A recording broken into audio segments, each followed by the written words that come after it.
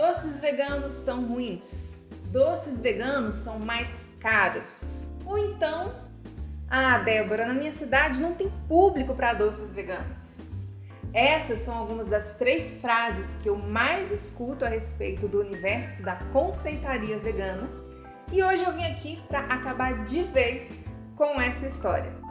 Primeiro, vamos acabar de uma vez por todas com essa ideia de que os doces veganos são ruins. Ora, existem doces veganos ruins? Claro que sim! Da mesma forma como existem também os docinhos tradicionais feitos com leite condensado que são péssimos, que são intragáveis. Da mesma forma como existem doces que são às vezes mais saudáveis ou zero açúcar e que também não ficam bons, correto? Então, o que vai determinar se um doce é bom ou não é o fato de ele ser um doce vegano ou de ele ser um doce saudável ou de ele ser um doce zero açúcar. O que vai determinar é a qualidade dos ingredientes utilizados nesse doce, bem como a expertise técnica do profissional que vai executar esse doce, tá certo?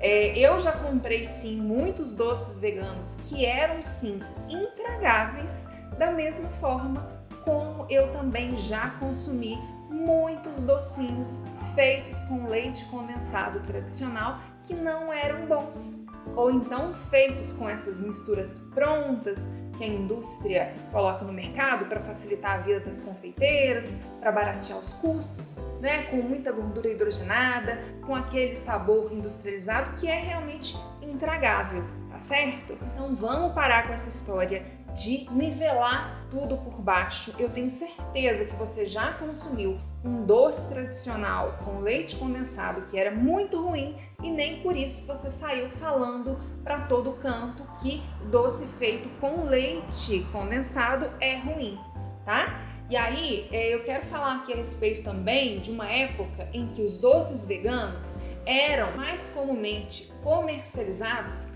naqueles restaurantes ou naquelas casas de produtos naturais. Então, muitas vezes, eles tinham sim uma aparência mais rústica e aí havia sim, né, uma confusão ou então mesmo uma coincidência entre o doce ser vegano e também ser saudável, ser integral, ser zero açúcar, tá certo? Só que a gente precisa entender que, felizmente, na última década, a confeitaria vegana, ela avançou muito. Então existe sim uma grande diferença entre um brigadeiro que é simplesmente feito com biomassa de banana verde e cacau em pó, de um brigadeiro que, por exemplo, é feito com um leite condensado de castanha de caju com um chocolate intenso de altíssima qualidade. Acho que sim, existem públicos para essas duas propostas, mas se nós temos como base comparativa, se nós temos como lastro o brigadeiro tradicional, sem sombra de dúvidas, hoje nós temos sim confeiteiras em todo o Brasil realizando trabalhos incríveis que não deixam nada a desejar para a confeitaria tradicional.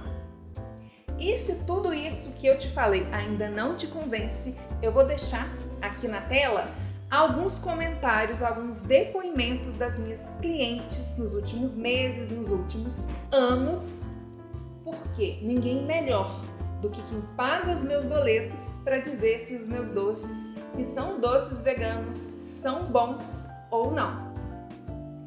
Doces veganos são sempre mais caros. Olha só, mais uma vez eu vou fazer um paralelo com a confeitaria tradicional. Na confeitaria tradicional, hoje, aqui em Belo Horizonte, se eu abrir o Facebook, um grupo de confeiteiras, ou se eu fizer uma pesquisa pelo meu bairro, eu vou encontrar, eu juro para vocês, quem venda o brigadeiro a R$40 por cento. Vou também encontrar bufês e confeiteiras renomadas que fazem o brigadeiro a um preço de aproximadamente R$400 por cento. Todas elas trabalhando com o leite condensado tradicional ou, pensando que vendem como brigadeiro tradicional. Será que não vale o mesmo raciocínio para a confeitaria vegana? Sim, gente. Aqui eu também fiz uma breve pesquisa. Nós conseguimos comprar um cento de brigadeiro vegano por R$60 e um cento de brigadeiro, como é o meu caso, vegano, por R$390. Ó, tá inclusive mais barato do que algumas confeiteiras do nicho da confeitaria tradicional, tá certo? O que é que vai diferenciar esse produto?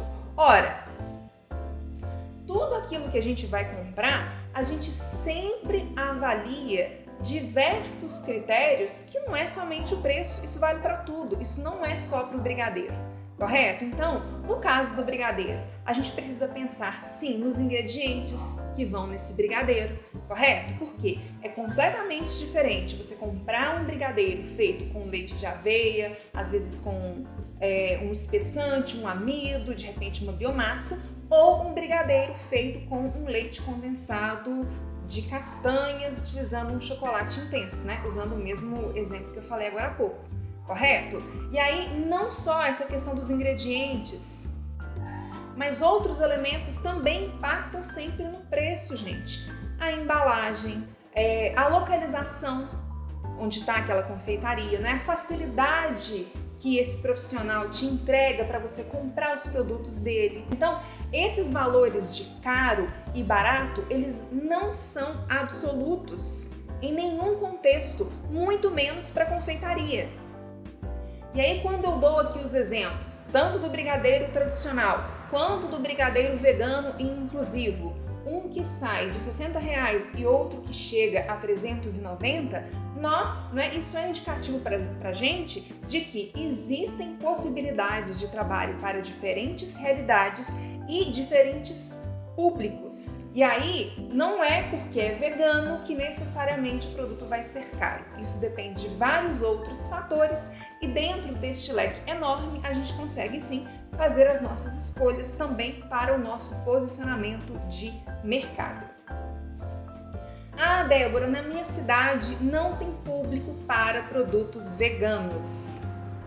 Tá bom, eu não conheço a sua cidade e o fato de eu morar em uma capital, que é Belo Horizonte, eu não vou negar que eu tenho sim certos privilégios, né? Uma população maior, uma população de uma capital que está assim antenada às questões do consumo mais sustentável, de um consumo mais saudável, tá? Então é óbvio que isso tudo me favorece, tá? Mas, por exemplo, eu posso citar o exemplo de uma aluna minha que eu tenho, a Constança. Ela está numa cidade, gente, com 10 mil habitantes, correto? E aí, no ano passado, ela mesma publicou nas redes sociais dela, ela conseguiu faturar R$10 mil vendendo estritamente doces veganos em uma cidade em que a população vegana é mínima. O que ela fez? Em vez de ela simplesmente se contentar com essa crença, que é sim uma crença limitante, de que não tem público para doces veganos na minha cidade, ela decidiu, ela que é vegana e tem a militância dela voltada para o veganismo, ela optou por entender que se havia poucos veganos naquela cidade e ela queria sim viver de vender produtos veganos, ela precisaria adequar não somente os produtos dela para que eles fossem maravilhosos a ponto de conquistar clientes não veganos, mas também a comunicação dela, né? Porque pode ser que existam poucos veganos na sua cidade, mas existem pessoas com intolerância à lactose.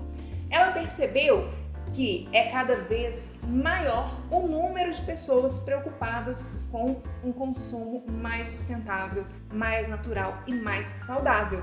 E ela adequou todo o trabalho dela, toda a comunicação dela para atingir esse público.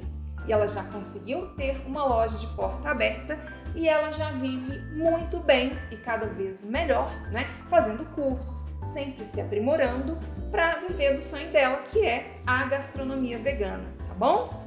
Então, se você vive em uma cidade pequena, você vai ter mais dificuldades, mas uma vez que você vence essas dificuldades iniciais e você começa a educar o público da sua cidade a respeito dessa novidade, tenha certeza que você também vai virar referência nesse mercado que só cresce no Brasil e no mundo. Se depois dessa conversa você ainda não está convencida de que a confeitaria vegana e inclusiva é a confeitaria do futuro, comenta para mim nos comentários se você ainda tem algum medo, algum receio, que eu vou te convencer do contrário. Um abraço!